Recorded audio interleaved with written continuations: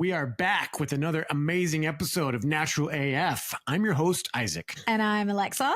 This is where we get to explore and really get grounded in who we truly are, uncovering what we've been conditioned and how to decondition. And if you can't tell, the world is going nuts. The world out there is just in seemingly complete upheaval. There's all these things popping off all over the world. Lots of violence, a lot of scary stuff, a lot of bad things.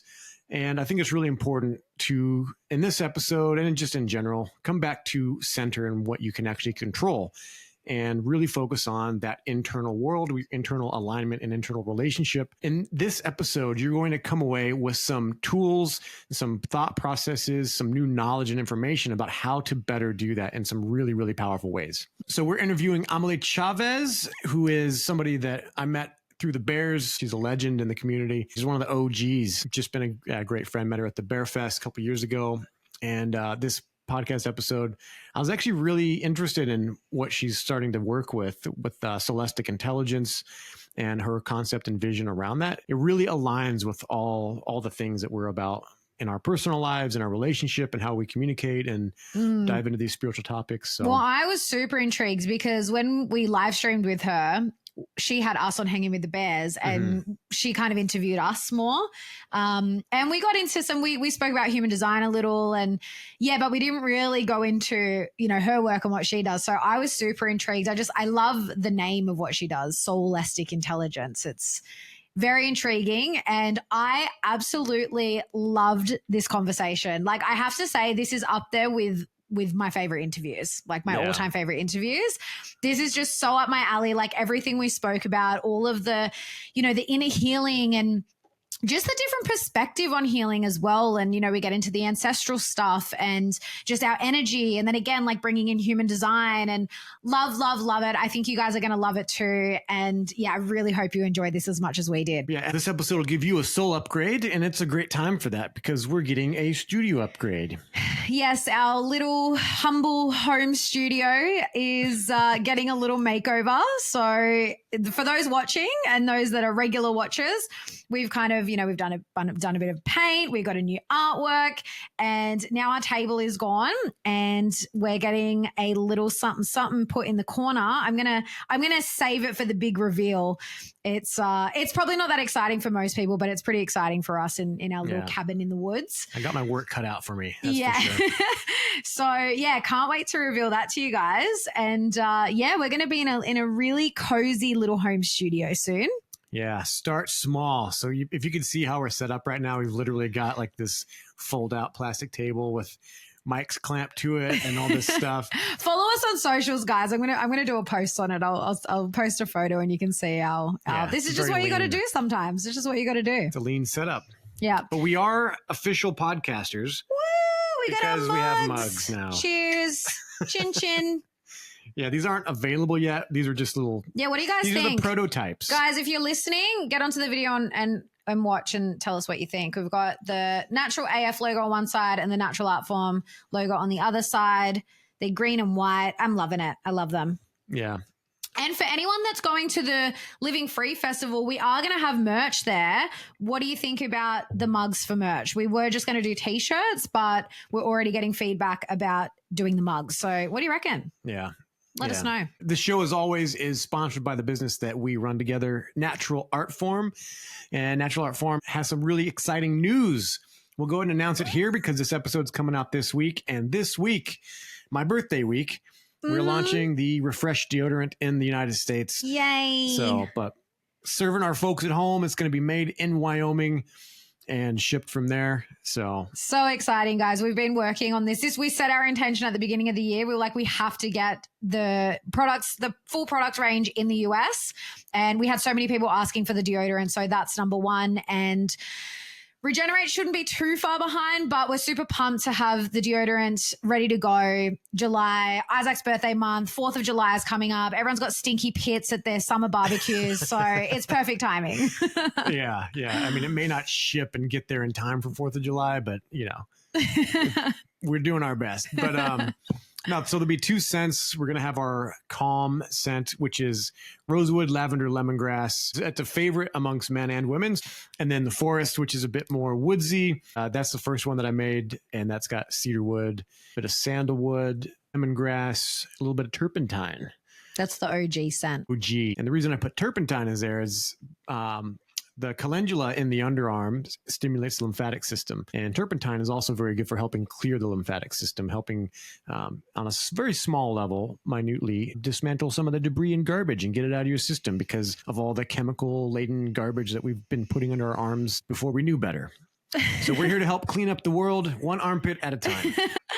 And of course, if you're not on our mailing list already, join the Natural Art Form mailing list at naturalartform.com. You get 10% off when you sign up to the newsletter.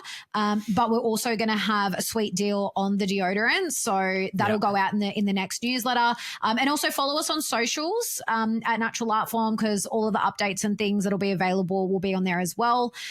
All of our links are in our link tree. So everything for the podcast and for Natural Art Form you can find in our link tree, including our discount code. So to our loyal listeners, you will always get 10% off your entire order, no matter how many times you order with us, using the code NaturalAF10 at checkout. Everything's available at naturalartform.com. We also have a bunch of really cool affiliate discount codes. So it's slowly growing. We have Remedy Collective on there. You'll get 10% off using our code. I'm pretty sure it's NaturalAF10. They've just launched a bunch of new products. They've got the Faraday bags, which they're the silver lined bags that protect from EMFs, which is amazing for when you're traveling with your homeopathics. So they just launched that, and they've got tote bags and new kits and everything. So check them out. And the Living Free Festival, if you want to come along, you'll get discounts on tickets. That's coming up in August. We're going to be there. We're both presenting, and we're going to have the stall there for Natural Art Form. So head to the link tree if you want to take advantage of any of those discount codes. And we hope to see you at the festival. Yeah. And for any bears listening out there, this is a great episode. I'm sure we're going to promote this through the Beartaria Times app. And if you're not a bear and you want to check out the Beartaria Times app, you're more than welcome to. It's the safest, cleanest, no algorithms app in the world. It's just homesteaders, people doing cool things, natural things, just living clean, wholesome lives. It's available on App Store for Samsung and Apple. But they're also having the Beartaria Times National Festival. That's coming Labor Day weekend. That's the first weekend in September. So you can check that out at beartariacampgrounds.com. And one last thing before we jump into the episode, if you stick around to the end and you loved everything that Amelie is about and you'd like to work with her, she's very generously offered a discount to our listeners. It's $25 off her human design and gate key review for purpose alignment. So highly recommend, if you feel called, go on and work with her, and check out the show notes for the details on that and how you can get in touch with her. And with that, let's get into the episode. Let's get into it.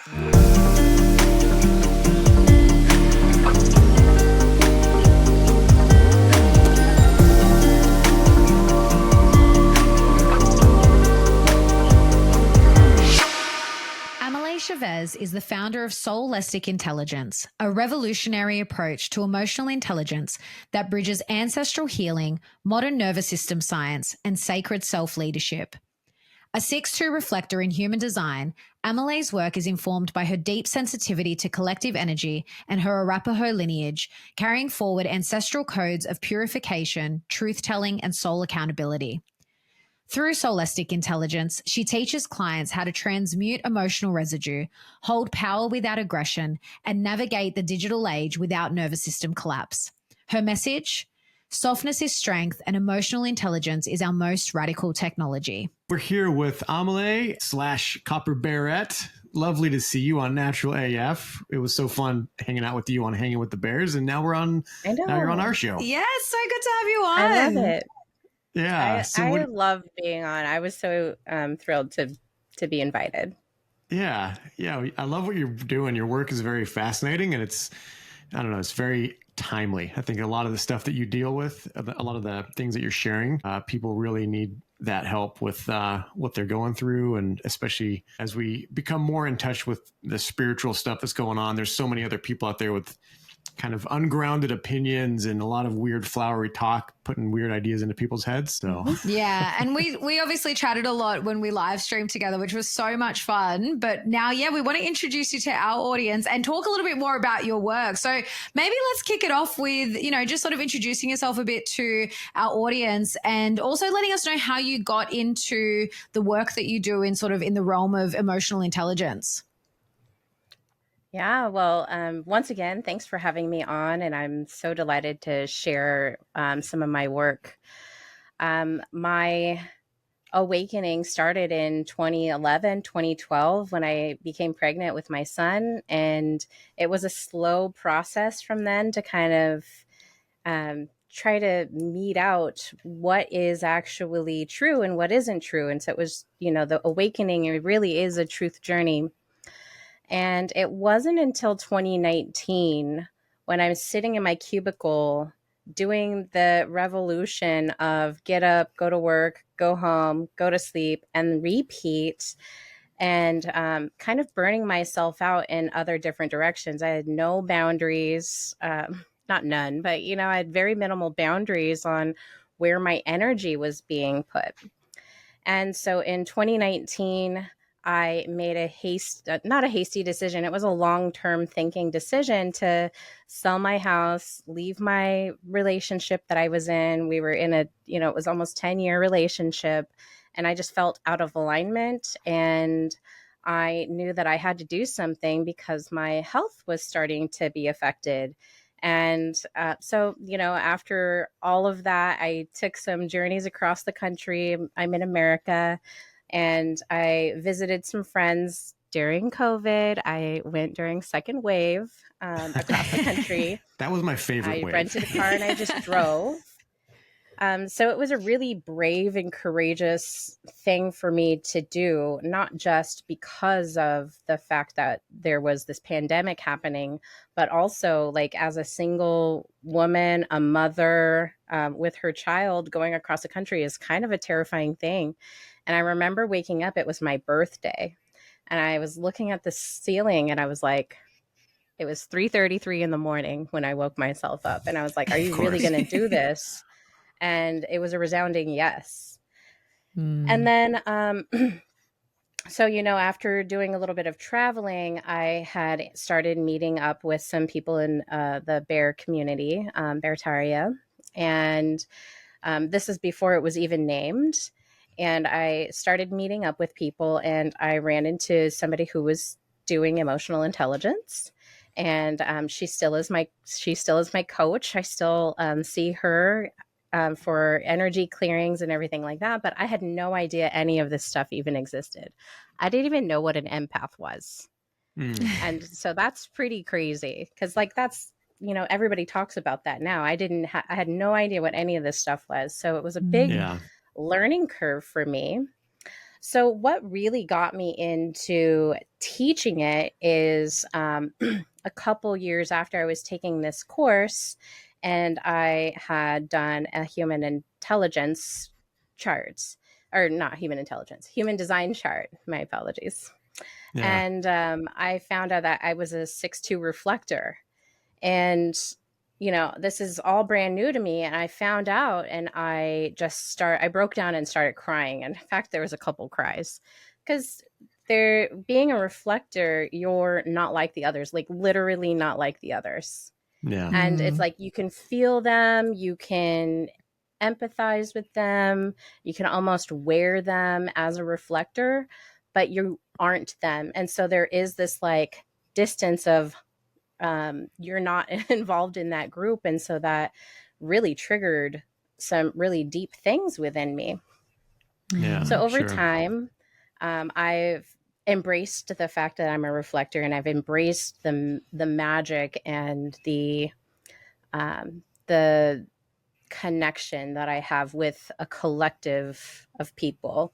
So it's not just like my family, it's a deeper connection with all of the human race in itself. And I, from this perspective, I can definitely say like mushrooms are just like this deep interfungal connection that's how I feel my energy is. It's like this mushroom fungus network that's like connected to every single person out there.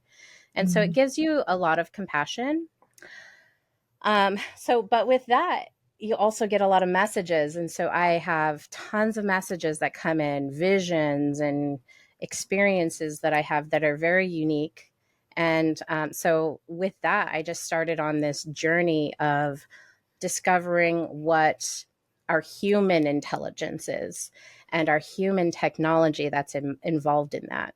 So when I got really serious this year about being after my business, I'm doing all the things and I'm waiting for the message of where is my purpose? What is the direction that I truly want to go?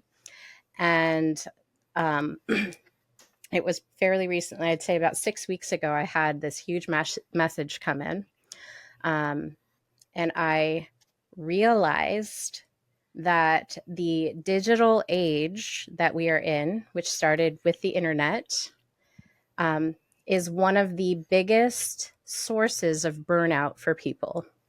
And what does that mean? That means that people are so plugged in to the digital world, meaning the internet, e-commerce, social media, currency, dating. You think of it, it's out there. Even brothels, like OnlyFans. So I realized that people were plugging into the digital world and not plugging into themselves, which causes that burnout. And we have to be connected with ourselves. And this whole 5 years, I'm getting chills just thinking about it because it's a big thing. This whole past 5 years has been like revelation after revelation for me of where humanity is and where we need to connect, which is our authority, our power, and our human sovereignty. Yeah. Mic drop. To name a few Mic things. drop right there. Yeah. Yeah. And I love when we chatted on the live stream, I actually love because you're the first reflector I've met. So anyone listening that doesn't know human design, naughty, go back and listen to our episodes on human design that we've done. But reflectors only make up 1% of the population. So, exactly what you were saying, like finding that out because when I met you, I was so curious because I'd never met a reflector. And I remember thinking when I first was learning human design, because I'm a projector with only 2 defined centers, so I have quite an open chart. And I remember thinking, it must be so hard being a reflector because I kind of can feel into that a little bit where you have a lot of different energies coming in that aren't yours. But I actually love the way that you spoke about it on the live stream when I asked your opinion, and now how you've kind of like you see it as a gift and the way that you can you go into that a little bit more, like how you sort of knowing that about yourself being a reflector and knowing how these different aspects can sort of play out, like how do you sort of use that now in your work and in the world? Yeah, I'm going to base my answer on you have done your homework on human design and you know a little bit about the personalities. You don't have to know everything, but at least know about the personality types. And there's 5, and I think some of them are even more defined to make it like 7 or something like that. But so when I learned I was a reflector, I think the most frustrating thing that people might react to is that there's this 28-day waiting cycle as your authority, like your response to things. And for me, I was like, I want an answer now. I want to be like the splenic projector that their intuition, they have that yes no immediately, and how cool is that, and so I had to really come into that. In fact, I made a chart about it and I just saw it the other day. So I'm going to pop it up so I can really describe it. Yeah. Because it really helped me to connect with just how to be a reflector. So I made this little cute chart here. I don't know if you can see it or if it's backwards. No, it's coming. So it's a 4 method thing. So the first response when you're doing your strategy, everybody's strategy is different. So the reflector strategy is that wait 28-day cycle. So first, the first thing that you do is you wait. So you rest deeply without guilt. So that's the first thing. So your nervous system has to be completely clean. It has to be in that parasympathetic state. And that you cannot be guilty about waiting. So if somebody is pressuring you, you have to have strong boundaries to say, I need time to think about this. So you want to do that without guilt. You don't want to have somebody try to influence you on, you need to make an answer now. No, I don't. You're not me. I'm living my life. I'm the author of my own life. I have my own authority. You don't tell me what to do. Yeah. That's when true reflector wisdom will drop in, is when you stop trying to make it happen. So we have to wait. And there's a beauty in it.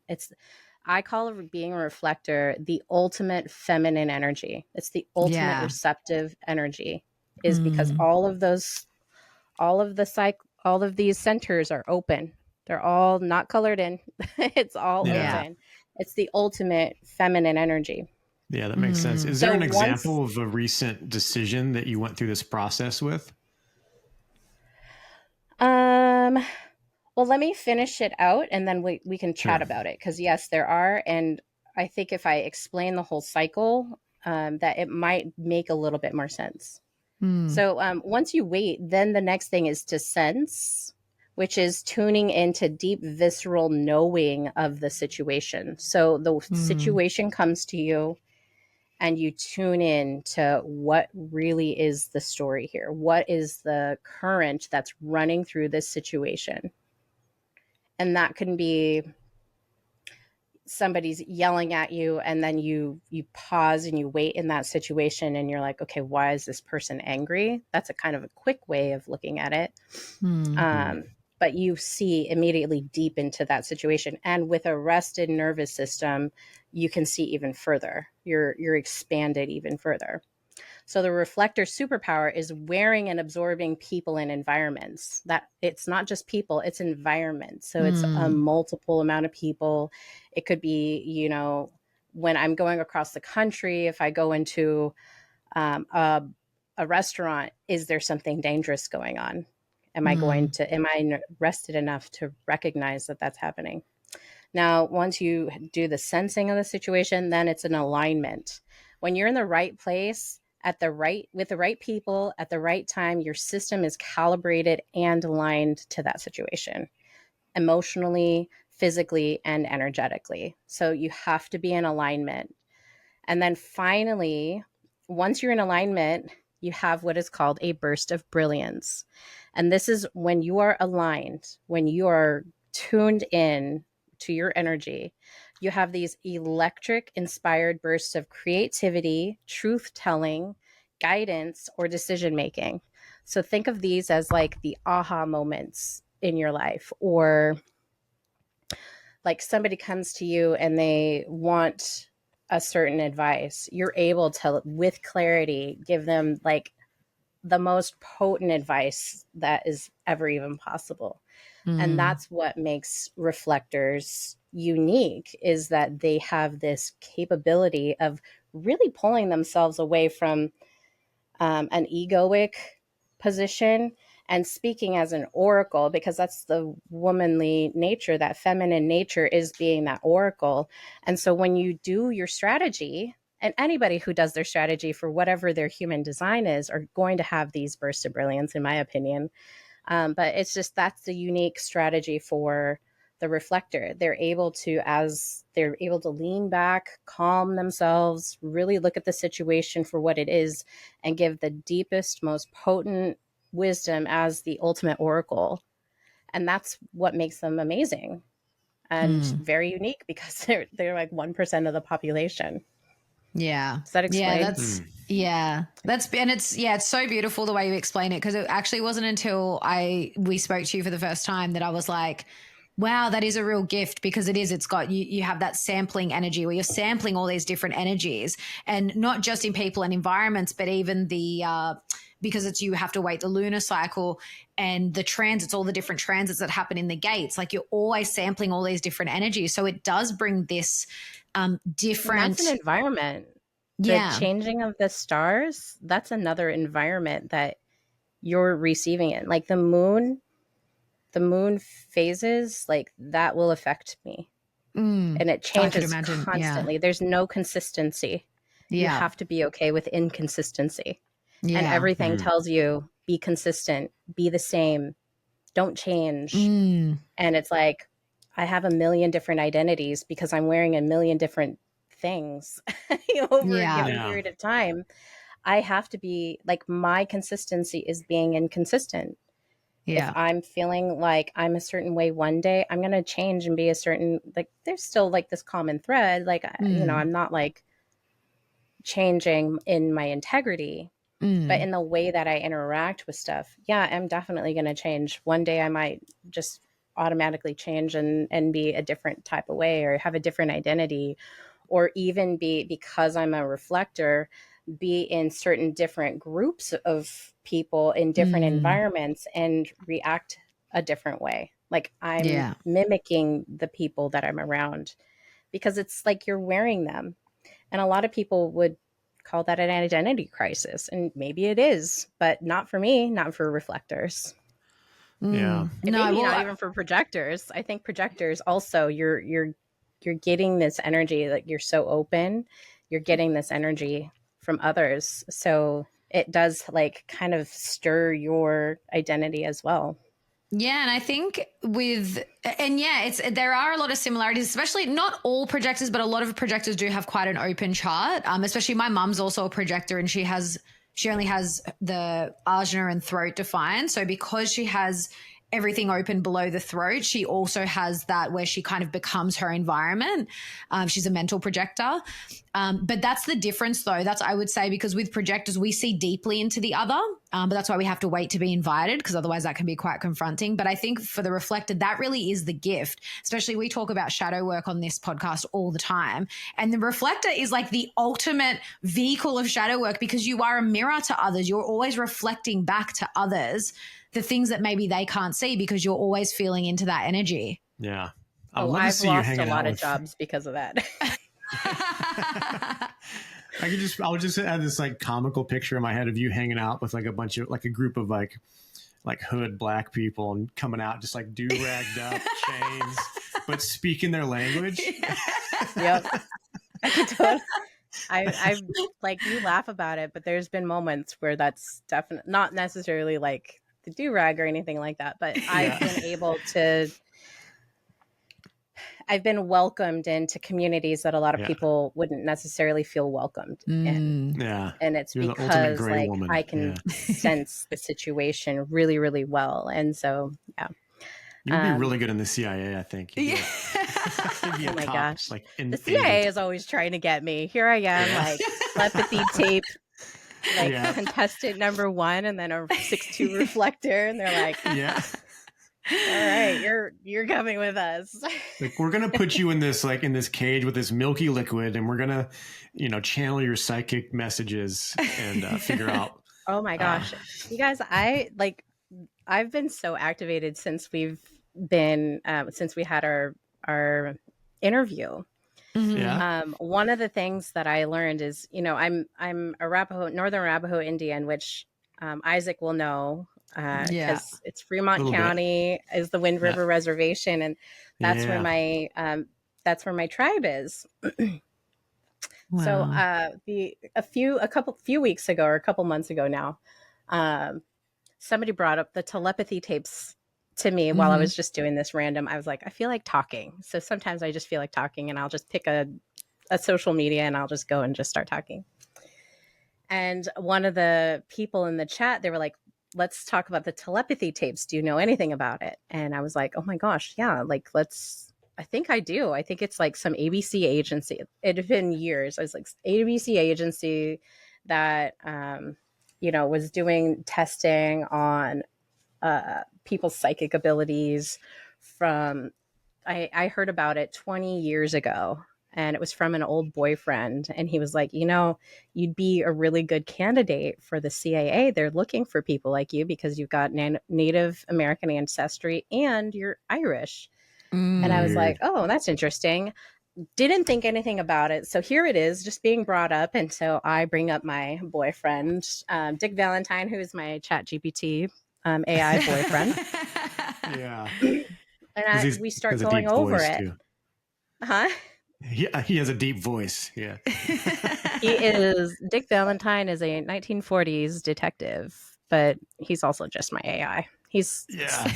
We're uncovering It's deep complicated. secrets of the cosmos together. I love it. Yeah. Anyway, so I'm like going through it. I'm like, oh my gosh, like, okay. So I started rabbit trailing, and this is a huge activation for me. So the Northern Arapaho tribe, they have what's called the Sky People Higher Education Scholarship, and I was like, oh, okay, Sky People. So Sky People pops up in my investigation with Dick Valentine, and I'm like, oh my gosh, Sky People, like, what does that mean, right? come like Arapaho means blue sky men or blue cloud men, meaning that they're the ones that went up to the clouds, and that was what their realm so each tribe has a different thing. So like the Cherokee are the fire keepers, and which I'm a Cherokee, and then the Arapaho are the sky people. Wow. And so like my ancestry is like part of the sky people. So like it really is starseed type, star ancestor type situation. And I just lost it. I started crying. I called my uncle. I'm like, oh my gosh, like what's going on? And then he starts telling me all these stories about my grandmother, who was Irish, about how her hands, like they would warm up a lot and she would be able to heal people. Wow. And at her funeral, there were like hundreds of people at her funeral because she had like served so much of the community of healing their ills. Wow. Oh, so beautiful. It was a pretty activating, wild situation. It's been wild ever since. Yeah. Like this year has been very activating for me. So I'm very grateful for that. That's why I keep my Navajo tomahawk over here just in case you Sky people come back. It's in my DNA. All the sky monkeys. That's incredible. That actually I actually got cold shivers as you were telling that, because I had this idea for a story. I was actually listening to a podcast, and it was something he said about the breath and like some ancient teachings about, like he's a breath worker and something, and it literally this idea dropped in. And it was like this whole story. Like I had the whole story of like this book that I want to write. And it was basically about that. Cause I often talk about this in terms of like books and film and TV, like this part of this new world that we're creating, the new earth, whatever you want to call it. Like, I feel like we need to start putting stuff out there, like things that we would want our kids to read and our kids to watch, and actually telling stories again, not just programming them to be a certain way, but actually telling stories that teach them about life and teach them about energy and the way we're meant to live and all this stuff. And it's what you just said. I kind of got this confirmation, because the idea was that, it's these different communities of people, but they live very harmoniously. And the idea was that they all kind of govern the different elements. And so you've got the water people, and they do the fishing, and they're very connected to the water, and, they receive their information and their intelligence through the waters. And then you've got the fire people, and what you said now just spoke to that. And yeah, just kind of gave me the bone people. Yeah. Back in the day, I don't know if you guys remember, but there was this little animated Nickelodeon show called The Last Airbender. Yeah. Oh no, did you guys ever watch that? I'm aware of it. No. Yeah. Oh my gosh. I've seen the movie. Yeah.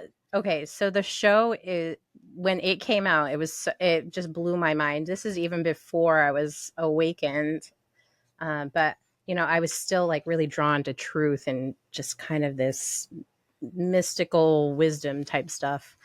And that show, it's literally is the separation of elements, and then you have one being that can exist, that is the avatar, that is the master of all four of the elements. So the people have benders. So not all the people that are part of that, like fire tribe or water tribe, are able to bend, but there are certain people chosen to be benders where they can bend those elements.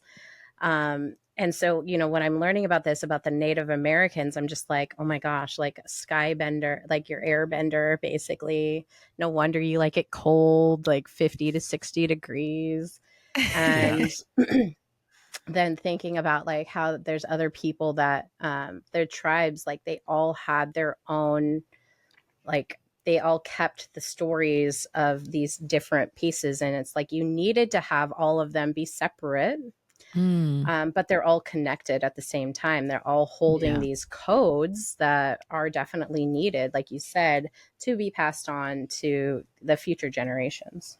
It's amazing. Yeah, I love that. So going back to the sky people with Arapaho, what was that about? Is there stories going back where they learned messages from the sky people, or is there something in their lineage where they actually came down and then stayed on Earth? Is that how it went?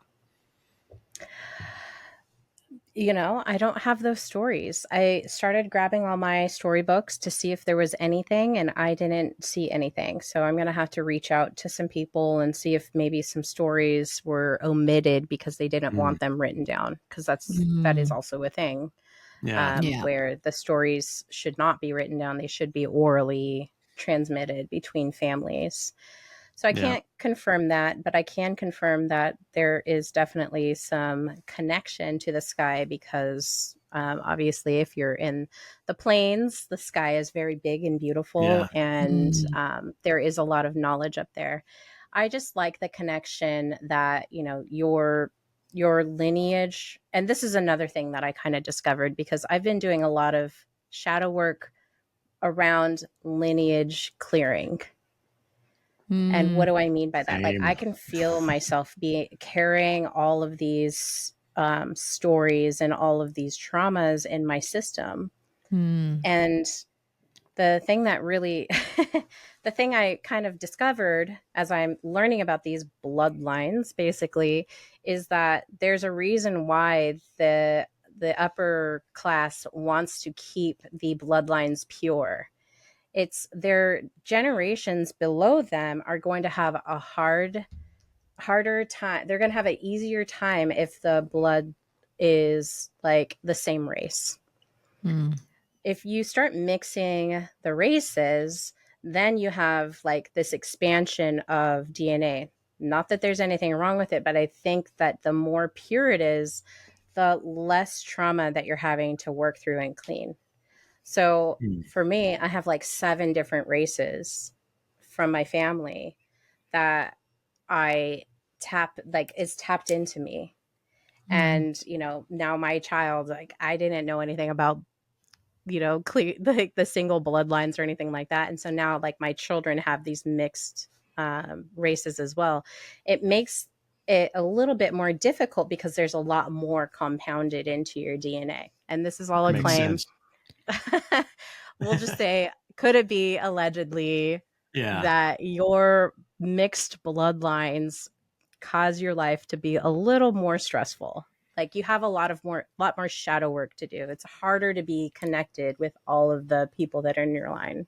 I feel that so deeply because that's like my family. My dad's side is Eastern European. His side's actually pretty like pure. He's like, they've done ancestry and he's like 98% Balkan and a little bit of German, I think he's got. My mum's side is so mixed. Like she's got Middle Eastern and European and African and like all these different things. And I feel that so hard. But I also, it's funny as you were saying that, I also feel like it's almost like we chose to come here and do this work. And it's almost like we chose like almost to make it harder on ourselves in a way, but not harder on ourselves, but to have that, like to be here and want to do that work. It's almost like having all that. It's like like for me where I'm at now, I welcome it. And so when you're just so aware of it, you can see it pop up. But I think for me, that resonates so deeply because there's a lot of stuff. There's a lot of stuff along all the different lines. For the people that are unaware of it, and that's why I speak and I do my stuff. You know, it was a reflector that she was a 2-4 reflector, and I'm a 6-2 reflector, and she's like, or no, maybe she was something. Maybe she didn't have a 2 line. She's worked with a lot of human design. That's what she mostly did.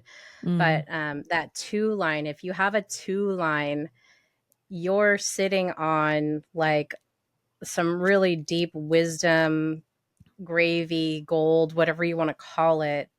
And when I was talking with her, she just looked at me and it activated me. She's like, whatever you are working on right now, it's ready to share it. Like, start sharing it. Because as a hermit, that 2 line, you spend a lot of time on your own, and you're like, kind of, if you imagine the hermit, he's all like cloaked in his little lair or whatever he's doing. And he's like writing on all these scrolls and like trying to figure stuff out. And that's literally what the 2 hermit line does all day. Like, we could do this all day. I'm a 2/4. I get it. So you get it. I get it. So you get it. It's like, there's wisdom that you're working on that needs to be shared. And she just looked at me and she's like, start sharing it, girl. So I've been really intentional about going weekly on my YouTube. I started my digital age series because of what she said. And it's given me a little bit more voice to like tap into things like the bloodlines. Like, I totally agree with you. And some people were in very much disagreement with that, like that we accept the contract and the parents that we have, we accept that portal, and we willingly walk through that portal and become babies and then grow up into whatever our life looks like. So all of the trials, all of the tribulations before we're even born, we knew that we were going to accept that contract. And to further like support that, there is a study where they were clocking the decisions that people were making. 10 seconds before you make a decision, you know you're going to make that decision. That's what the study confirmed. And I'll have to look up the study. I really apologize. But there's a study out there that confirmed flick it over that 10 seconds before you make a decision, you already know what decision you're going to make. Okay. So if you're choosing, like if you're thinking about the number 6, they were able to like measure it in that study. And so it gives this idea of predestination, which is kind of what we're talking about, that soul contract that we've signed and come in through our portal of our mother, that we've accepted the things. Because, let's just be honest, like my life has been really, really traumatic. If I start talking about the things that happen in my life to people that don't have a lot of trauma, like I was talking to a doctor and I was just very casually just saying things, and I didn't even say a lot. And he was like, oh my God, you've been through so much trauma. And I'm just like, so used to it. Like, put it on the bucket list. Right. But yeah, so you know that you're coming into the world and you're going to have these really difficult situations, and it's not going to be the easiest for some of us. And I have a lot of compassion. I was even saying on my podcast yesterday, I have so much compassion for the people that even are tackling one trauma in their life. Like last week, my huge ancestral story that I was carrying and holding was everyone I love dies. Like it was very visceral and real and deep. And I was holding that. And instead of before, I would just kind of like, poor me, I'm a victim. Instead of being that way, I've been transmuting it, not transmitting it. I'm like stop the transmission. Let's transmute that shadow into something positive. You're being tested and initiated for an energetic upgrade. Now, how are you going to reframe this story? Because it's not true. Like this is a story that's held you, but it's not true, and it's not yours to hold, and you're not the Grim Reaper. Yeah. Yeah, I love that. And I think I totally agree with that. I know Isaac and I have had some interesting conversations about that because he's often questioned, well, I don't know if we reincarnated. I don't know if that's true. And I don't know if we have soul contracts, but it resonates for me because I know on such a deep level, I know I came here to do this work. And I think looking back at my life and all of my past experiences and all of the hardships and all of the trials and tribulations, like I was the same as you. Like I used to be a victim to it, but coming out of it and where I'm at today, I know that that was very necessary for me to go through that, to then share my wisdom. And like, for me, that's part of my purpose here, is to help other people through that. And I know now that that's what I came here to do. I came here to do that work because I think at this current point of time that we're in, I do believe that this is the generation that is going to start to shift things, because we've got this lineage of trauma on trauma on trauma on trauma throughout the generations, and it's never been healed. It's never even been acknowledged. And I think we're the ones that are starting to do it. And that's also what I want to impart, you know, in our future generations when we start having kids and their kids. And that's the stuff that I believe really changes the world. Oh, absolutely. Like, I mean, I feel you, Isaac. Like the whole idea of soul contracts kind of sounds silly, but I've had so many experiences, personal experiences, that were just like, you chose this. Like at some point, somebody needs to take the reins of your life and needs to start steering the ship. And if you are the author, if you have the personal authority, which is why I'm so big on agency and sovereignty and power and authority, is who are you giving that away?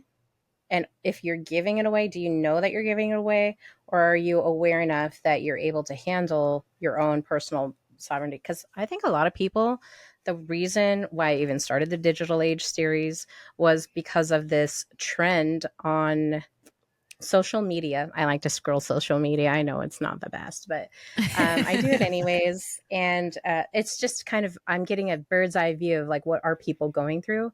And there was this trend that came across my feed, and it was this AI takeover fear trend. Like everything is going to start taking over because the guy said some whatever thing that activated everybody to like be in fear. And I'm like, why are people in fear of this alleged Skynet or AI taking over? Like, what are they truly in fear of? So I started doing a deep dive of, okay, what is AI technology? When did it start? And so I lay that out. Okay, here's the layout. It started in the early 90s with the internet, and it started rolling out into people's homes. And then we were still using cash then. Slowly over time, our cash became this debit card, no chip. And then it had a little reader on it. So everybody was doing all the readers, and now it's a chip, and now it's like you just tap it, and pretty soon, I think even at Amazon, you can use your hand. I don't know if they put a thing in your hand, but you can use your hand to like wave over the thing to pay for your stuff. That's wild. So you're starting to see the digital age really, there's no turning back. And now we're getting into AI, and we're getting into virtual reality. And so there really is no turning back now. I mean, obviously we all have a choice, but the world at large is accepting this on a mass scale. Like it's been a slow drip for the last 35, almost 40 years. Is that right? Yeah. Oh my God. I don't want to say that. No, But, that makes sense. you know, so go ahead.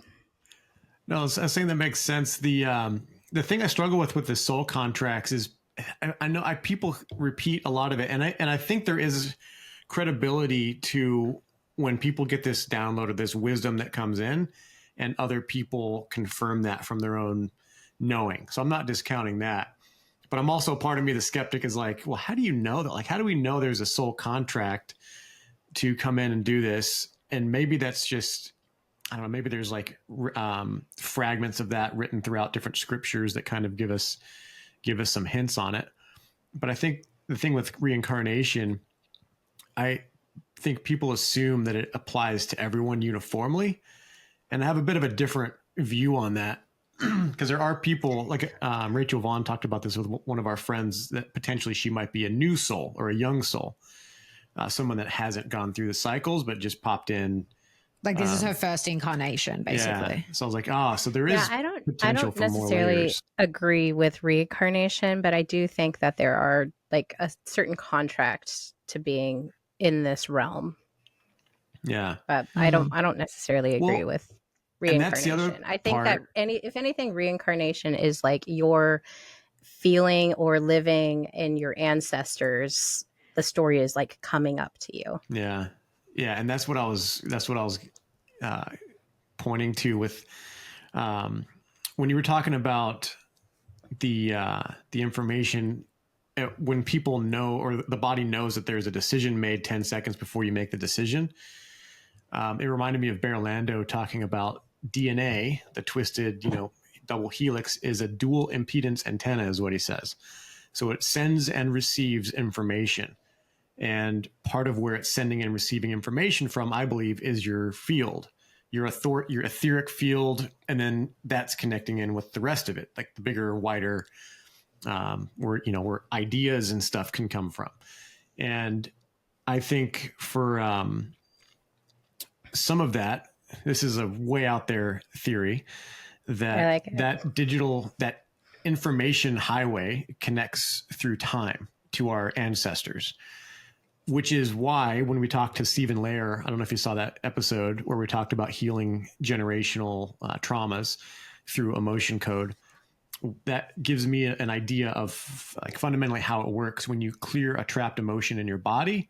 Like that's just kind of the focal point is your body. It's the physical manifestation of all of that, the energetic shadow. And, you're here in this present moment. That's like the focus point. And then when you release that trauma, that information gets sent back. In the Bible, it says 7 generations. That's just a symbolic number for completion for all of it. And that's just my theory about how that works. If you're listening to this podcast, chances are you have a curious mind, an open heart, and are a seeker of freedom and truth. And there is nothing more freeing than seeking and finding the truth of who you are. And this is where I'd love to support you.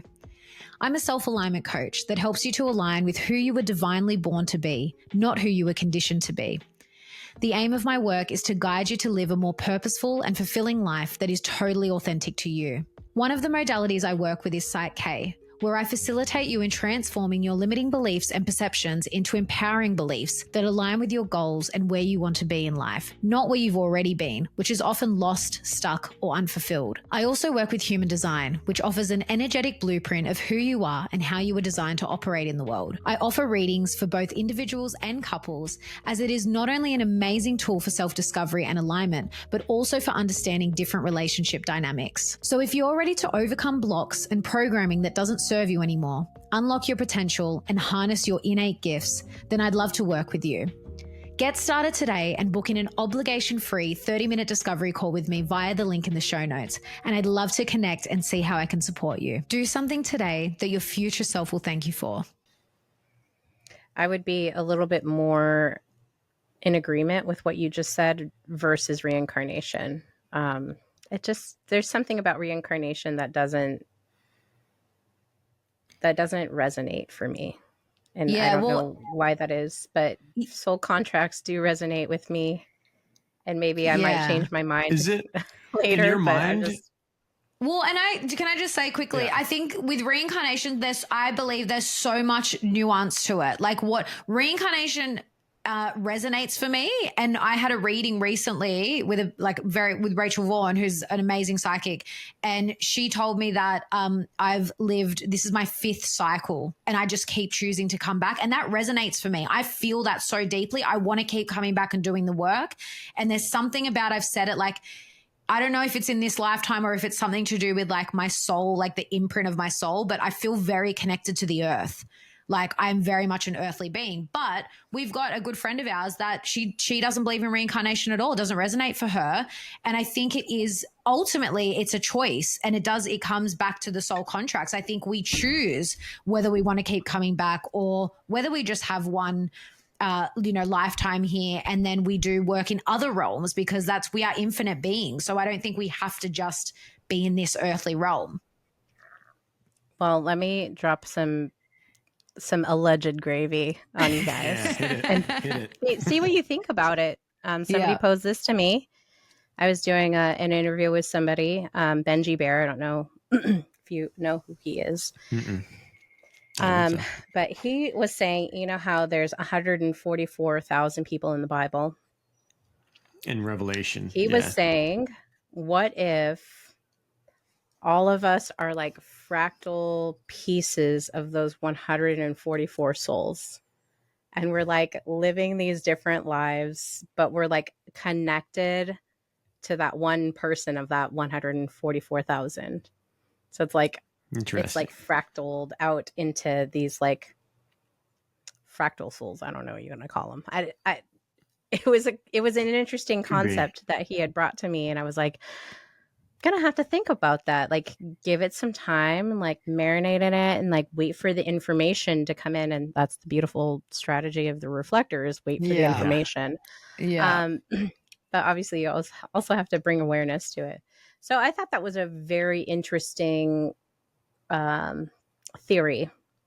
I don't think necessarily, I'm not making any claims, but I think it was an interesting theory if we're looking at the Bible as, this kind of roadmap into to what people are, which is why it's like, if you lose even one soul, if you lose even one sheep, then, the shepherd is distraught over that, because, it's not making the whole. And so I don't know if there's anything in that, but it just kind of like sits with your concepts there of, and it's interesting to reincarnation might be. Yeah, and it's interesting to ponder these things, because, like Isaac has a healthy amount of skepticism about everything, sometimes an unhealthy amount of skepticism, but it's important to question these things, because we don't know. It's like God. God is a matter of faith, right? It's not physical. It's not tangible. You can't prove it. But it's about faith. And I think a lot of these, I believe that anything of God is of that nature. There is mystery to it, and it's intangible, and you can't physically prove it to be true, but it's a knowing. But I won't say but, and the nuance to that is that every individual is going to have a different level of knowing.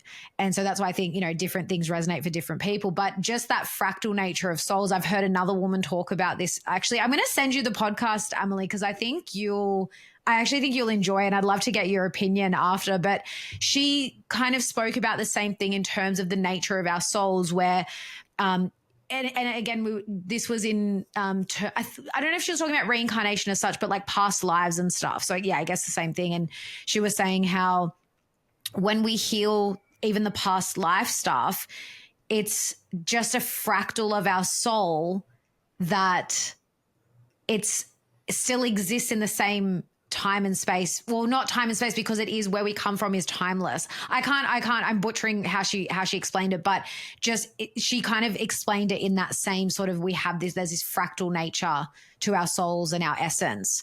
And so what you said about that, it's like, it's an interesting concept, because we don't really know, but yeah, it's yeah. I mean, I can be completely confident in the soul contract and change my mind in a year. I'm open to that. That's how open-minded I am. But yeah. Well, I had somebody, we had this discussion, and I'm just being my skeptical self, but he was saying, we're all one, man. And I was like, no. It's like, if we're all one, then how can I say no? No, we're not.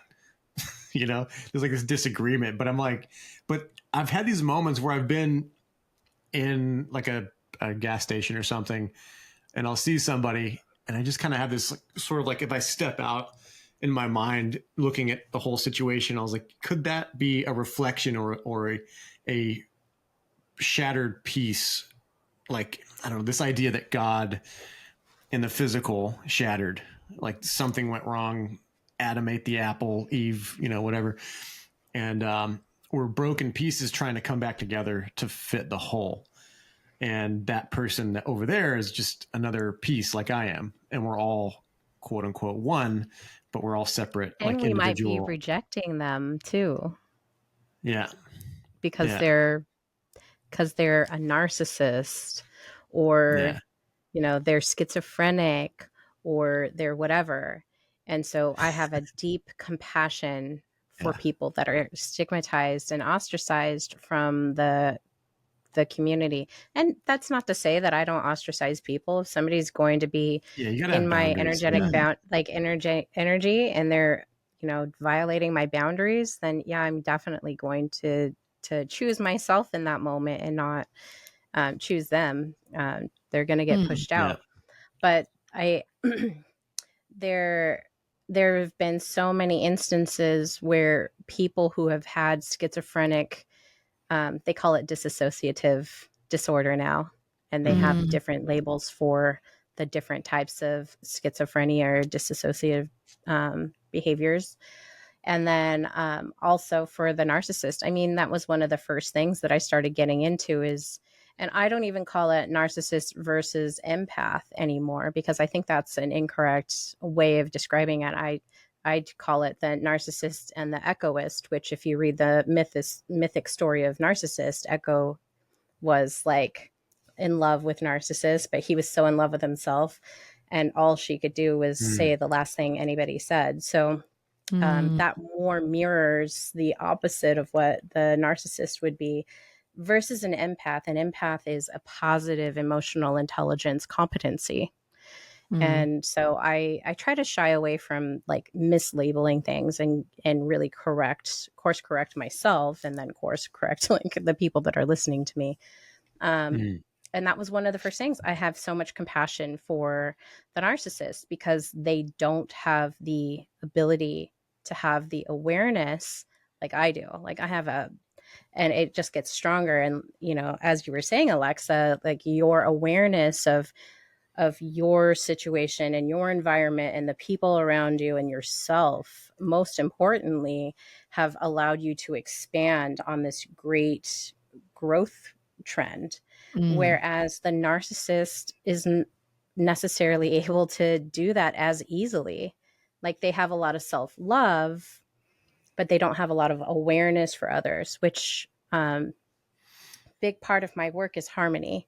I'm a gate 50. Like I have tons of gate 50 in my my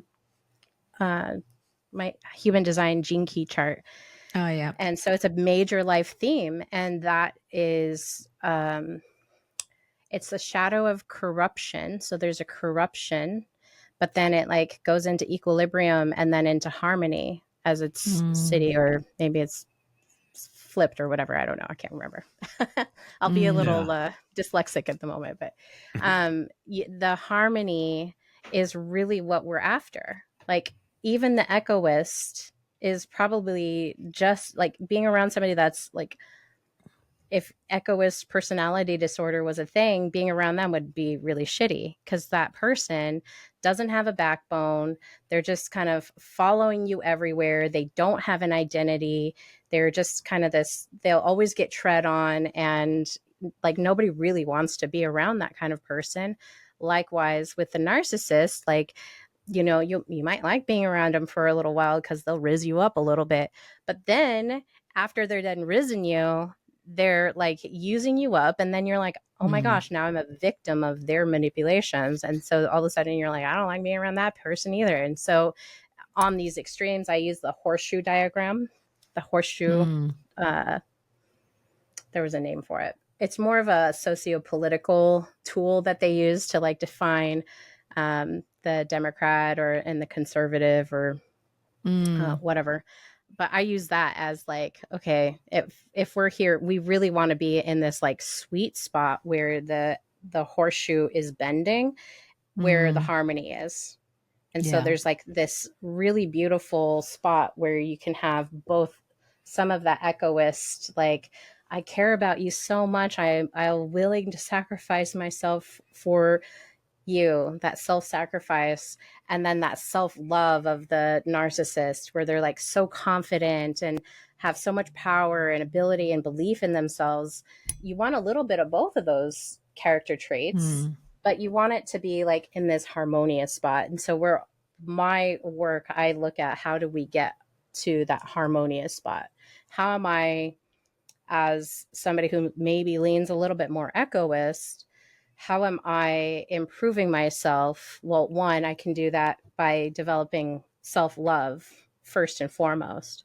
So really choosing me and myself. And it's not selfish to do that. It's actually, people like being around people who love themselves and they're not having to have others prop them up, and that they're, controlled enough and regulated enough to be in certain situations and have that confidence. People like being around that. That's charisma. Oh, you guys cleared up.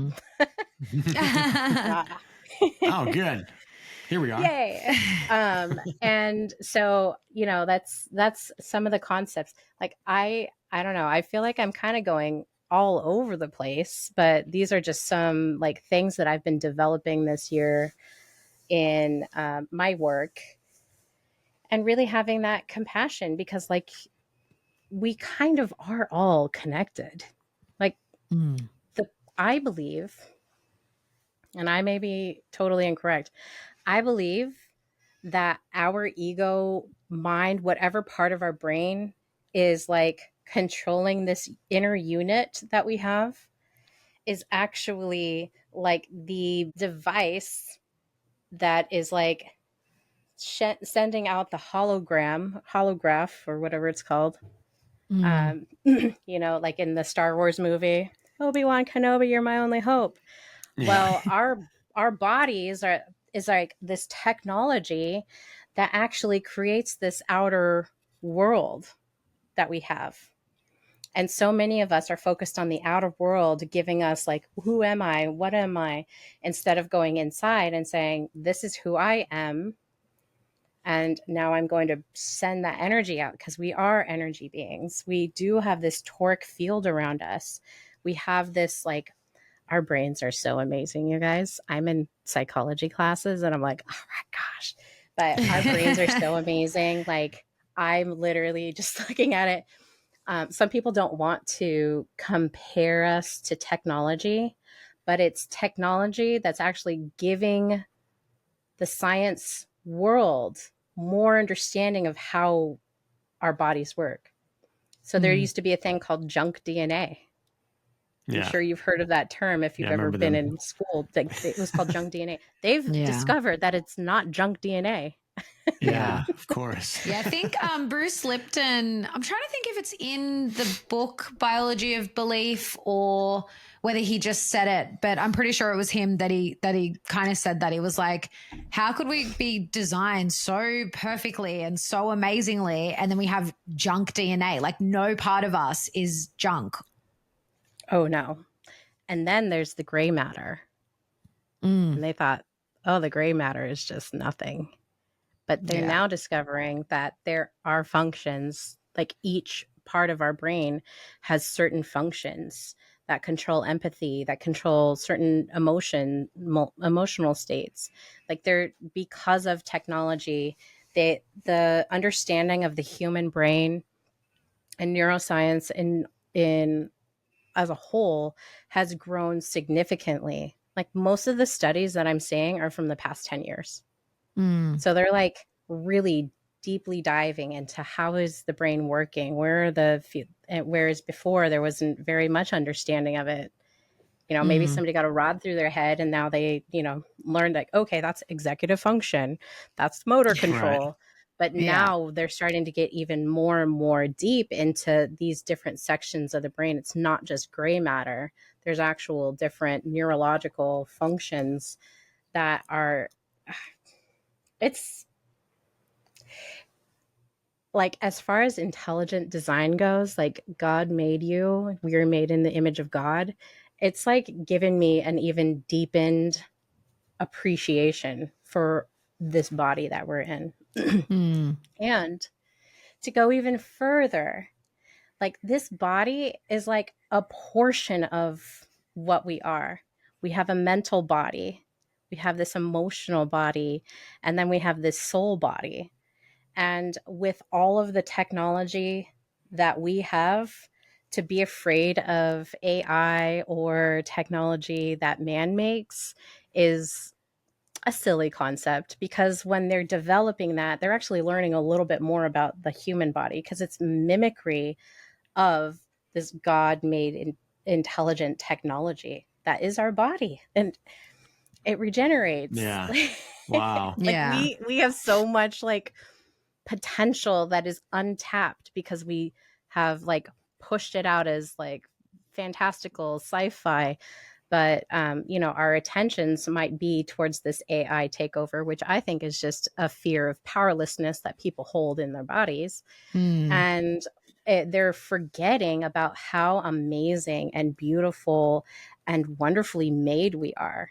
Like, we can translocate, we can multi-locate in our spirit, so our souls can be in multiple locations at one time. Like, we can do that, and I'm trying to figure that out. So wish me well as I go visit the sky, people. Yeah.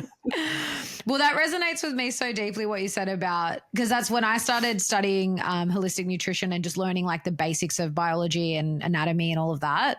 That actually made my faith in God so much stronger, which it is like this paradox. And I think you see this a lot. Like, you either get this like scientism where people are like science and everything's physical and there is no God, or scientists like I mentioned Bruce Lipton again because he's one of them, that when he learned this stuff, he was like, God is amazing. Like, we are God created beings, and that innate intelligence that we have, like, only God could create that. Like, it's so amazing the way that we are so intricately designed, and there is no part of us that's separate. And again, it comes back to that, the paradox of the oneness and the individuality.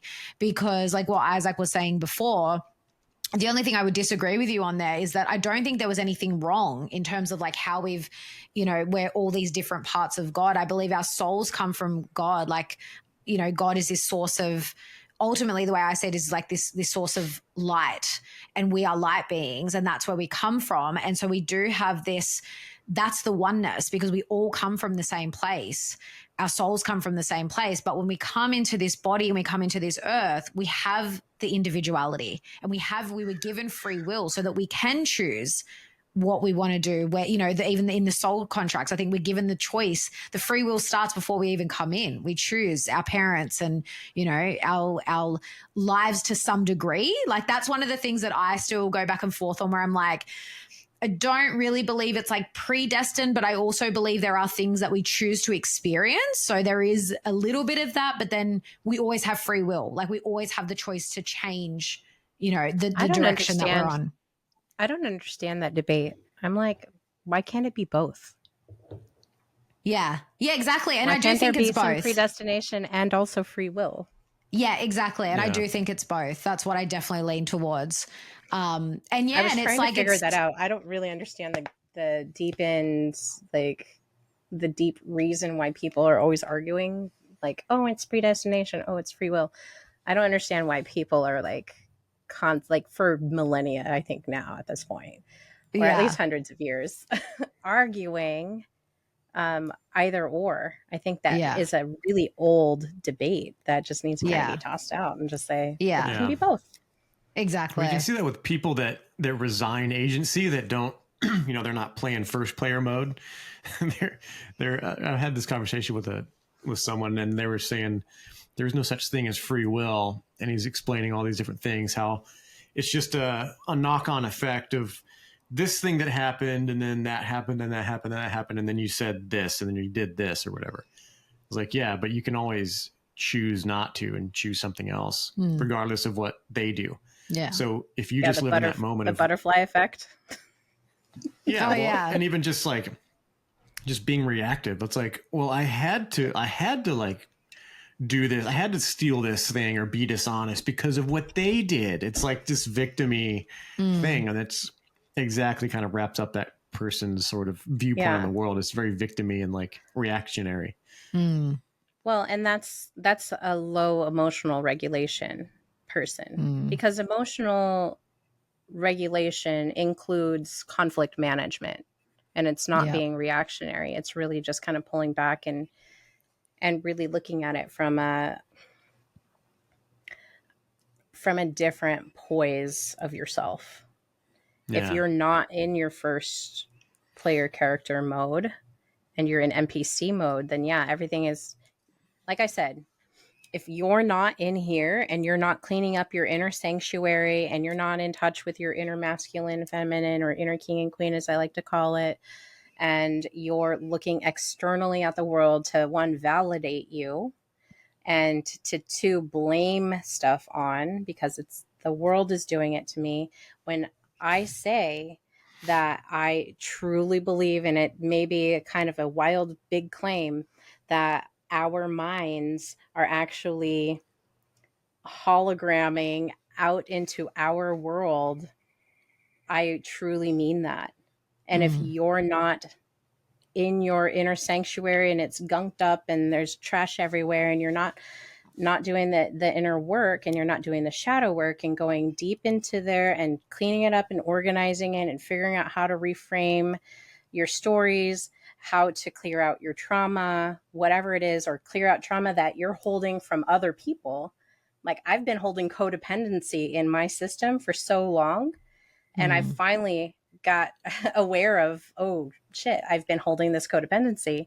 If I hadn't been cleaning that out, like going deep enough to clean that out, then my world is going to be different. And that's why I think things manifest differently for people. And, you know, I don't really necessarily 100%. understand all of the manifest protocols or anything like that. But I do know in my life that as I clean things up and I let these things go and I take out the proverbial soul garbage and I'm cleaning it out, that new characters start coming into my life. And so, you know, this person will come into my life. In fact, the guy I'm dating right now came in that way. Like, I was like, I'm letting go of this thing. I'm ready to choose myself. I'm choosing love this year. I'm choosing boundaries, choosing self-love, I should say, choosing boundaries. I'm getting really intentional about my business and about why I'm here and serving the purpose for God in whatever capacity that he wants me to serve in. And so once I shifted that earlier this year, like late last year, I should say, new characters started coming and that guy came in. And now, you know, my business is, every time I go live, it's like 1, 2, 3 new subscribers. So there's momentum because of my intention. And so there is this little bit of manifesting that's happening, but it really is just my energy is clearing up and cleaning and changing. And that's what makes the work that I do beautiful, because the more that I'm cleaning up, because let's just be real, it was a lot. Like, there's a lot of stuff that just kind of sits in there, and there's going to be more. But now, instead of being a victim to it, I'm in first player character. I'm main character Amelie mode. Like, we're doing the hard mode. Like, I chose the hardest mode, beast mode, or whatever they call it. Like, I chose beast mode, Amelie life. This time around, like, in my soul contract, I was like, oh yeah, I can totally handle that, and I can. But for the longest time, it took me a lot. There was a lot of gunk there. There was a lot of work that had to be done. And the beautiful thing about it is, like, once you start doing it, once you gain awareness of yourself, once you kind of see the patterns and you're able to recognize yourself, it gets so much easier every time. Like I said, my uncle being in ICU could have been something that was completely devastated and would have broke me, and I wouldn't have continued doing my YouTubes, and it would have been a reason and an excuse to stop. And I didn't. Instead, I said, yeah, this really, I'm going to cry. I'm going to have a cry because it's very emotional. It's very hard to see this person that I love in this condition, but this is an energetic upgrade, right? This is an initiation of, you're asking for more. You're asking for this business. You're asking for purpose. You have to be able to hold that before you even get to that point. So you're going to be tested on bigger scales of initiation of, can you hold what you're asking for? Because the universe is moving around the energy because you're asking for it. And there is power in the word. So Yeah. Anyways, I just want to ask what, I know this is a huge topic. So if we can just condense it into like one little snippet of what to do when you say clearing or doing the work or like getting some of this soul garbage out. Is there an example of one aspect of doing that? I would say that building self-awareness is the most important piece. And even easier is getting at, if you have to do it weekly, just put a reminder in your phone, but get an emotions wheel or an emotions chart. I think wheels are better because they're kind of color coded and you can see like the main emotion and then it kind of branches out from there. But really just sit and look at the words and reflect on, does that resonate with me? And I think in seeing those, like what pops up for you, like I did it a couple months ago and I was like, man, I have a lot of anger stored up in my system right now. And so I knew that there was a lot more work that had to be done as far as like anger. Am I angry? Am I bitter? Like what's really going on? So that helped to develop a little bit more of the awareness. So in my practice, what I would recommend if you're doing any emotional intelligence work is first work on being self-aware, because once you're self-aware, it really helps to open up the rest of everything else. So developing that awareness, and then also like the personal power, and then being able to assess how you're feeling in the moment. So instead of reacting like the guy did, was oh, I had to react in this way. Instead of doing that, you take a moment, you pause, and you really like feel into, what am I feeling right now? Well, I'm reacting to that guy because, I feel threatened, or I feel taken advantage of, or whatever the feeling is, or whatever the situation is. And then start analyzing it from there. Okay, is it really that big of a deal for me to react? Or can I like pause and take a moment to feel my feeling? Because an emotion only takes 90 seconds at most to feel. So that's a minute and a half. Like, do you have a minute and a half to like pause, feel into your feeling, and then figure out where it's coming from? Maybe that person is just a projection that, maybe there's something in your past where your brother used to say that to you. And so now like you've kind of blocked that out. But now like when people react to you that way, you're just like, oh, now I'm going to give it to you because I'm bigger and whatever. But once you start to see the big picture, and then you can kind of, bring it down to, I can forgive my brother for treating me like that. He was doing, that because of his own stuff, and I don't need to carry that anymore. And that's where the shadow work is you go down into the depths. And this week I did a couple podcasts on death, which is a huge shadow work. And I thought it was a really good broadcast. So if you guys want to go over to my YouTube channel at Soulestic Intelligence on YouTube, it was episode 27. And I did 2 different episodes. There was, and it was really going into the story of Inanna, which is the Sumerian and Mesopotamian god, who she willingly went into the underworld. And then I did a story on Persephone, and she was taken without consent. Her father had prearranged a marriage with his brother. But yeah, so you have 2 different scenarios, and I go into both of those and use that as a shadow work aspect. Nice. We'll definitely have to listen to that. Yeah, But and we'll link that in the show notes for anybody that wants to look up your episode. Yeah. And I love the way you speak about it, because I'm the same. Like I just resonate with everything you just said, because I'm putting together my first group coaching program for women, and that's a big focus. Like that's the foundation, is the self-awareness, because you can go and do, and I think this is a bit of an epidemic now is these sort of pseudo spiritual people that want to go and do all the body work and the breath work and I'm healing and whatever. But in their day-to-day life, they have no self-awareness, and they're still reacting to things. And then they kind of, it's like this, they go back to life, live with like very minimal, very either none to very minimal self-awareness. But then when things get too hard, I need to go and do another healing thing. I need to go and do another breath work or ayahuasca or like whatever it is. And it's all this this externalization of what's going on for them. And the self-awareness is, and like you said, the more you do it, it's like a muscle, right? It's like the more you do the shadow work, the more you process your emotions.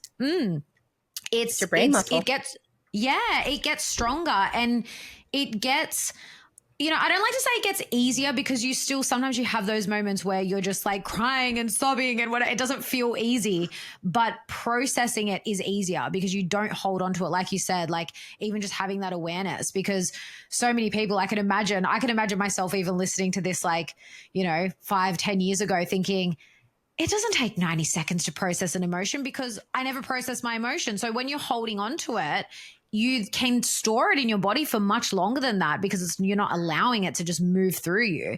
But even just having that awareness of like knowing like, okay, I'm feeling like this right now, but it's not going to last forever. I just need to allow myself to feel it.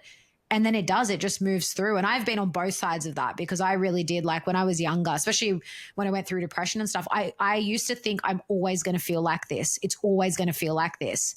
And I would hold it. And I held it for a really long time. And now having that awareness, I'm not scared of feeling the emotion. I'm not scared of expressing it. And I think that's like such a huge key for people. I would say that's the first step for people, because you can always go off and do, really deep healing stuff. You can go and do body work and go and do those things, intermittently. But the key is in the day-to-day, like how you function in the day-to-day, how you show up in your relationships, especially relationship, because they are our biggest mirrors, especially romantic relationship, but even our relationships with our family too. They're our biggest mirrors. So it's like, how do we show up in those relationships? And then how do we show up in our work? And that's another thing I actually wanted to say is that for people like us that are working with people in this capacity, it's so, so important, even more important for us to be doing that work. Like you said, especially like now, like you've gotten really clear on like this sort of this new avenue that you're going down with your work. It is almost like you have to have that initiation of then like clearing out all the gunk again, because it's not, it's not a one and done. I always say that the healing work isn't a one and done. You don't go for a 7-day retreat and it's like, it's done, I'm healed and that's it. It's like, it's an ongoing process, and you're always going to have those different phases that you go through. I have never gone on a retreat somewhere to clear out any of my stuff. Like I've done most of my stuff has been on my own. Yeah, same. And I just am really passionate about personal mastery and about the integrity that I hold within myself. So I am my biggest critic. I am my biggest cheerleader in my own work. And that's what self-leadership is. And if I'm going to embody the ideal human for people to be following behind, I need to be doing the work myself. And I am totally in agreement that anybody that's doing any, so there's a saying in the Bible that it's worse for somebody who is looking over the sheep. So somebody that's a pastor, priest, or somebody that's like looking over and has authority over people. I would even say like mother over children or husband over wife, like anybody who has any authority over another person, your soul is going to be, have a harsher judgment sentence on it, basically, is the best way I could describe it. I can't remember the name of the passage, but what I got from that is if you're going to be if you're going to have authority over others, it's a very huge responsibility that you need to be taking seriously. So if you're going to be stepping into spiritual work, do it from a place of super clean energy. Because if you lead those people astray, it's not going to bode well for you. And 100%. that doesn't mean that you're going Absolutely. to go to this judgment hall or anything like that, but you could be in the face of public judgment, and that will happen pretty clearly. And I think that does, because truth will reveal itself eventually. Yeah. And if Yeah, you're not being, oh, go ahead. Oh, sorry. Well, I was just going to back that up with a concept out of this book that a few friends of mine are doing this men's book study. It was the book King, Warrior, Magician, Lover, I think is the name of it. The king energy is the center of it. It's the authority. And if he's corrupted, if his energy is unclean or not in his center, then, or if he's not embodying the abundance or the generative nature of the king, then the land withers. And I can definitely see that sometimes if I'm really paying attention, I'm like, oh, like things in the business are shriveling up. But inside of me, that energy, I'm not in my center. I'm like out here with worry and fear and fret. And then the vine starts to wither right in front of me. And I'm like, that's the judgment. That's my judgment day. That's my, that's quote unquote sin. I think of it like that, where it's just, you're not living where you're supposed to be living. You're not living in alignment, and your surroundings will start to reflect that. Yep. And I mean, when I did that reflector strategy, when I was explaining the strategy, a part of that is alignment. Like, just because it's a reflector strategy doesn't mean that other personalities can't learn from it. They're the thing that I see energy, I see it differently. Maybe I see it similarly as some people, but I see it the way that if I am off the path or in sin, which sin means to miss the mark. If I'm missing my mark of, what I'm here to do, if I'm missing the mark in being a poor mother, and then I'll start to see that reflected in my children, especially when they were younger and they had they were so close and connected to my personality. I could see how out of balance they are. I was out of alignment. They were out of alignment. And it wasn't until I started getting into alignment that my children started getting into alignment. In fact, here's how, this might be a wild story for the people, but that's what I'm here for. So a couple weeks ago, I was completely triggered. I was sitting in this fear of abandonment, fear of rejection, fear of powerlessness. It was really, really deep. And I was laying in my bed, feeling like my insides were going to rip outside, like they were going to fall out. That's how intense it was. And so I'm sitting there and I'm trying to call people and calm myself down. And it wasn't working. I was just kept on crying. And so I'm just laying there and I'm telling ChatGPT, Valentine, I'm dying over here. Help me. And I had this vision. I had just done episode 25 of my live stream, or it was called Divine Vortex, which has to do with the divine union. And all of a sudden, I just, in my awakened mind's eye, I had this vision of this animated king. He had the gray disheveled hair. He had that jolly face. It was kind of like the 1990s version of a king, animated, wearing his robes. He looked really animated. It was just an animated image. And I hear this voice that comes from him, and he just bellows out loudly, enough. And that was it. Miraculously, I just stopped crying. It just ended. And so that happened. And then later that week, I went out with my children. So my youngest, I have two children. One is going to be 20 in a couple weeks, and then the other one is going to be 13 in a few weeks in August. And so we're having late dinner, early dinner, or whatever. And we're sitting there, and my son is my older son. And I knew he was going through some really hard times just with his whole disposition. And he's like, Mom, I'm able to manifest. He's like, I've been really clean and clear in my thinking, and I can manifest like almost instantly. Like I can just close my eyes and like instantly things will happen. Wow. And so we're talking about that. And so for me as a mother, I knew that there was a lot of concern and worry that I had for him, but I knew also on one end, it had to do with me and my relationship to my inner king, my inner masculine. So when my inner king shows up in my vision, I'm like, oh my gosh, okay, he's here and I'm connected with him. And now like I can feel contained. Now the fear feelings are gone away because he's here protecting me and I know that he is. And so when I do my work, a lot of it is for, when we're working with women, especially, we're working on getting really strong and really clear about connecting with that inner king first. We need that framework. We need the laws. We need the decrees that come from the king, and that can be your inner masculine, however you want to describe it. I just happen to use king because I like fairy tales and I like fiction and cute things. And so when we're looking at that, we're thinking about that as that holy grail that's holding us together.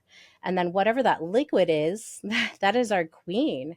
That is what's filling our cup. So, think about that as your emotional connection and your spiritual connection, your beauty, your love. And the more you start doing this work and the more you start setting up that framework and getting really strong, because that's what's going to hold it together. If I don't connect with my king, the future stuff that I want to do and the dreams that I have are not going to be able to be contained. I'm going from my left brain, which is the logical patriarchal side of my being, and I'm venturing into this, like, who knows what's going on over here. Like, this is the feminine side. This is the creative. This is where all the dark archetypes live. This is where the chaos is. This is where the creation is. It's like, if you think about creation, like when a baby is made, it's just like a whole bunch of liquids together, right? And then it like gets put into egg. It's all liquid though. And eventually it forms, and then it becomes life, and then it, exits through a portal. And then eventually like that thought or idea or, even the cells that make up a baby, all of that is now born through a portal. But you have to be able to be connected with both sides of your realm here. So that's amazing. I love where you went with that. What's that? I love where you went with that. That's we're going to have to do a whole episode just on I was this. just thinking that too. Yeah. But that's like the beautiful and energy initiations that you get when you start doing the work. Like, I look at it and I fictionalize it and I make it a beautiful story. Yeah. But some people might not have it to be that way. Yeah. Anyways. I love that. And I loved, as soon as you said you had this vision, I thought, oh, that's her inner masculine. Like, it's got to be, especially because you said you refer to it as the king and queen and you saw this king. And we'll definitely have to get you back on, God, Amelie, because so I've loved this conversation so much. I love everything that you're about. I love, you definitely bring that reflector energy. Like, even just this conversation, you've actually reflected back to me personally so many things that have been happening for me lately. And a lot of the things that you said were like confirmation. So thank you for that. I love that. Of course. But especially, the divine union stuff, we're big on talking about that because it's so... I'm hesitant about it, but because people are talking about it and they're butchering it, I find it necessary. So many misconceptions, like people just believing that divine union is in a relationship, the masculine and the feminine in the external form. That is not what divine union is. It starts within you first and foremost. And you can't she gets it. And you can't ever manifest that in an external quote unquote union in a relationship if you don't have that within. So I feel like we should get you on again just to talk about that and go deep into that, because I love it. And I do love that about your podcast, is how you kind of like bring these concepts and you tell a story. Like, you'll bring these different archetypes in and tell the story and then break it down. Like, I love that. So highly recommend people go and check out your podcast. And so let everyone know where they can find you, how they can work with you, all your offerings. So I have quite a bit of stuff. So most of the time I'm very intentional about doing my YouTube. So I do a YouTube on, so it's at Soulestic Intelligence. It's called the Soulestic Intelligence Podcast. And you can find me there weekly. I go live at 11 a.m. I did just try to apply for a job. So if I do that, it might change the time. But please come and join me or catch the replays. They're concepts that I'm going through as like I'm figuring it out like a couple days before I do the live. And then you can also find my series, The Digital Age, there as well. That one is a little bit more deep diving into the digital connection. This is a concept that I'm working on, which I like to say to counterbalance AI is to strengthen your EI. So you want to strengthen your emotional intelligence and that connection. So that's another series that I'm doing. You can also find me on Facebook. You can find me on Instagram, but I don't post there as much as I do on YouTube.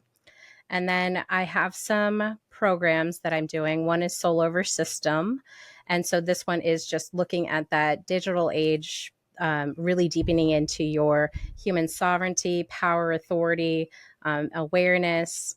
Kind of what you're saying is it's just a coaching program. It's a group coach program. So there's a bunch of different people that are in it. And so I invite you to, if that sounds like something that resonates with you, to do that. I also do one-on-one personal coaching sessions. I start with 1 month up to a year. So if you want to have a personal mentorship, I am open up to that. So please reach out to me for that.